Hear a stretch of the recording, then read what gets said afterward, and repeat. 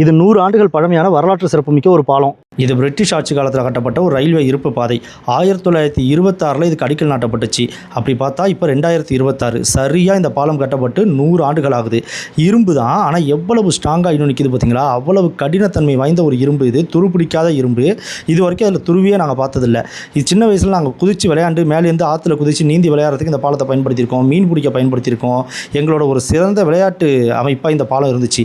இப்போவும் இயற்கையை ரசிக்கிறதுக்கு ஒரு அமைதியான பகுதியாக, மனித நடமாட்டம் அதிகமாக இல்லாத பகுதியாக இந்த பாலம் எனக்கு இருந்துகிட்டு இருக்கு. இந்த பாலத்தில் காலையில் விடியற்காலை நேரத்துலையோ இல்லை மாலை நேரத்துலையோ வந்து நிற்கும் போது மயில்கள், சின்ன சின்ன பறவைகள்லாம் நிறைய அப்படியே இந்த ஆற்றை கடந்து போகிறத பார்க்க முடியும். மயில்கள் இந்த பாலத்து மேலேயே வந்து திரும்ப அந்த ஆற்றை கடந்து போகும். இந்த பாலத்தில் இதுக்கு முன்னாடி நல்ல மரக்கட்டைகள் மேலே இருந்துச்சு. அந்த இருப்பு பாதை மேலே போகிறதுக்கு மரக்கட்டைகள் இருந்துச்சு. அந்த மரக்கட்டைகளை இந்த இரும்போட சேர்த்து பிடிச்சி வைக்கிறதுக்கு சுத்தியல் மாதிரியான இரும்பு அமைப்புகள் இருக்கும். அதை உடச்சி எடுத்துகிட்டு போய் தான் சின்ன வயசுல எங்கள் ஸ்கூலுக்கு பெல் அடிக்கிற கட்டையாக நாங்கள் யூஸ் பண்ணியிருக்கோம். அந்த பக்கம் இருக்கிற கிராமத்து மக்கள் இந்த பக்கத்துக்கு ஆடுகளை கொண்டு வந்து மேய்ச்சிட்டு திரும்ப போகும்போதும் கீழே தண்ணி இருக்கும்போது மாடுகள் தண்ணியில் நீந்தி போயிடும். ஆனால் ஆடுகளை இந்த பாலத்தில் தான் ஏற்றி கொண்டு வருவாங்க.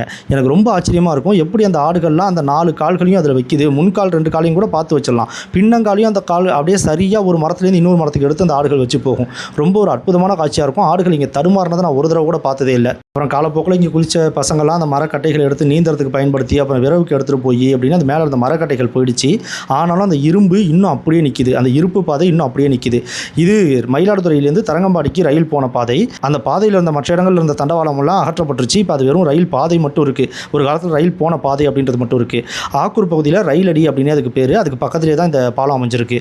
இந்த இடத்துல மறுபடியும் பாலத்தை கொண்டு வரணும் அப்படின்னு 1926 பிரிட்டிஷ் பீரியடில் இது கொண்டு கட்டப்பட்டுச்சுனாலும் 1987 இந்தியா சுதந்திரம் அடைஞ்சதுக்கு அப்புறமா சில காரணங்களால் இந்த பாதை நீக்கப்பட்டுருச்சு. இதுக்கப்புறம் மயிலாடுதுறை டு தரங்கம்பாடி போக்குவரத்து கிடையாது, நீக்கப்பட்டுருச்சு.